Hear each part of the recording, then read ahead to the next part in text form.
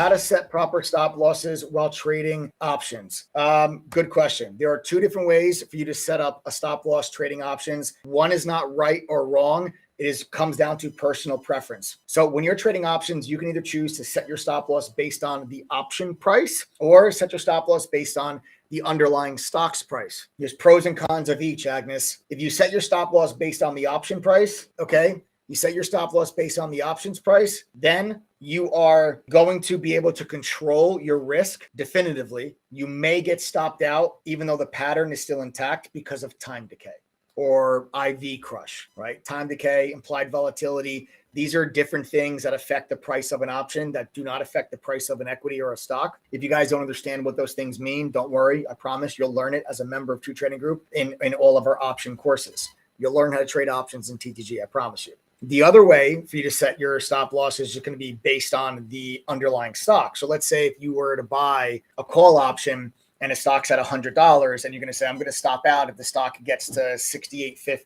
Okay. At 98.50. That will allow you to stay in a trade as long as the setup is intact in the underlying stock, but you're not going to be able to control your risk as definitively, because if you get stopped out in 10 minutes or in 4 hours, you're going to lose a different amount of money because of time decay. Now, one little way for you to try to figure out where to set your stop loss, so you understand position size, if you're going to use based on the underlying stock, is to always know what's the delta value of the option that you're trading.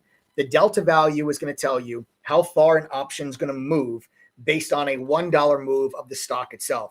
So if you have a delta of 40, okay, if you have a delta of 40, then that means that if the stock moves $1, the option contract is going to move 40 cents. So if you were to buy, a call option of a stock that's at 100, you say your stop loss is 98.50, that's $1.50 of stop loss. If you have a delta of 40, then that means you're going to have $1, 40 cents, 50 cents, 20 cents. So you're going to have your option contract is going to move absolute bare minimum 60 cents, but it's going to be more than that because that's just factoring in your delta. You have to factor in your time decay, your theta, okay, and your IV crush. So I like to tell people, if you're trying to figure out where to set your stop loss, use delta plus some, give yourself a little bit more wiggle room. So if you're going to say, okay, well, just your delta is 60 cents, figure your stop loss is probably going to be around 75 cents in that area on the option. So if you bought the option, let's say at $5 a contract,